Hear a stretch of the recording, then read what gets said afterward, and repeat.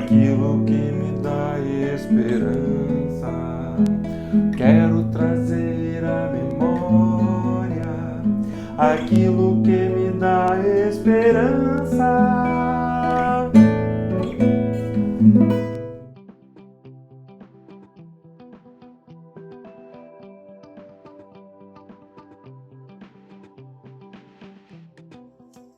Irmãos, é muito bom estar com vocês hoje para mais uma dose de esperança. Esperamos que essas reflexões, que essas palavras, que esses textos bíblicos que nós temos trazido a vocês estejam abençoando a vida de cada um, provendo vida, transformação, esperança, renovação e abençoando a cada um de vocês, porque esse é o nosso ministério na comunidade de Jesus.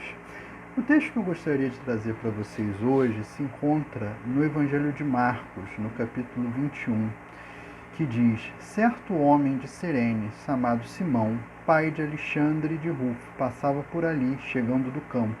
Eles o forçaram a carregar a cruz. Levaram Jesus ao lugar chamado Gólgota, que quer dizer lugar da caveira. Esse texto, fala do momento em que Jesus está sendo crucificado. E num determinado momento, depois de ter sido chicoteado, depois de ter apanhado, depois de ter ficado em sofrimento, sob tortura, sobre castigos físicos durante toda uma noite, ele já não consegue levar a cruz, levaria a cruz aonde ele seria crucificado. E pegam uma pessoa que estava passando por ali, que não tinha nada a ver, um homem chamado Simão, da cidade de Cirene, para carregar a cruz por Jesus. Cirene era uma cidade na Líbia, na atual Líbia, a mais de 1.500 quilômetros de Jerusalém. E aí a pergunta que se faz, olha, o que Simão de Cirene fazia naquele dia, naquele momento, em Jerusalém? Provavelmente Simão era um dos muitos judeus que viviam na diáspora, ou seja, viviam em outros lugares do mundo, viviam na Itália, no Irã, na Síria, na Espanha, até no Reino Unido, na atual Inglaterra. Porque os judeus, desde o tempo lá de Nabucodonosor, tinham se espalhado pelo mundo. Havia muitos judeus que viviam em Israel, mas a grande maioria vivia fora. E essas pessoas, de tempos em tempos, havia um esforço muito grande dos judeus que viviam fora, de um determinado momento das suas vidas, fosse uma vez na vida, uma vez a cada 10 anos, ou os que tinham muita condição todo ano, de irem a Jerusalém.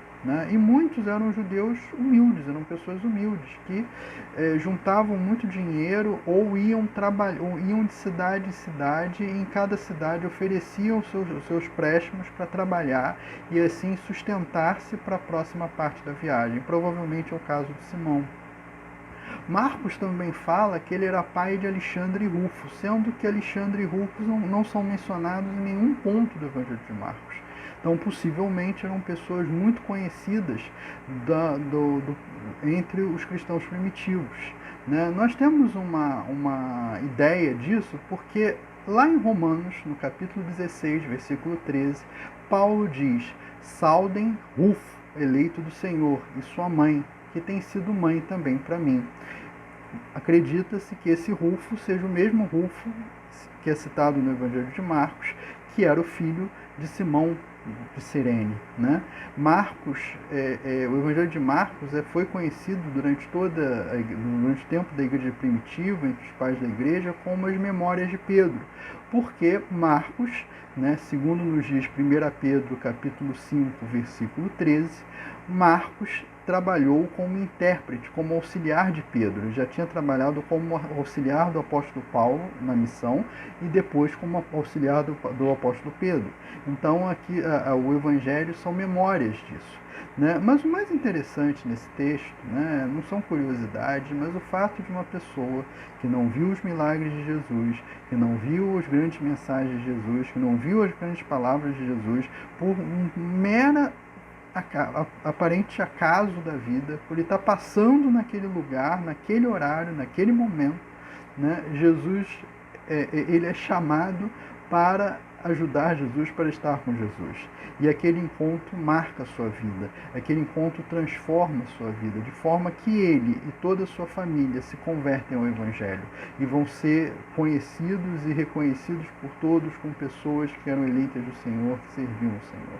Então há determinadas coincidências da vida, há determinadas situações da vida em que parece que pegaram a gente para levar a cruz, né, de dificuldade, de sofrimento, de problemas, de compartilhar e ajudar a outras pessoas, e parece que a gente está numa situação difícil, mas na verdade naquilo também Deus tem um propósito, naquilo Deus também tem um projeto, e faz parte do projeto dele para nossas vidas. Amém. Gostou do vídeo? Ajude-nos compartilhando em suas redes sociais, no Facebook, no YouTube, no Instagram e nos seus grupos de WhatsApp. Em nome de Jesus, Cristo é a nossa paz.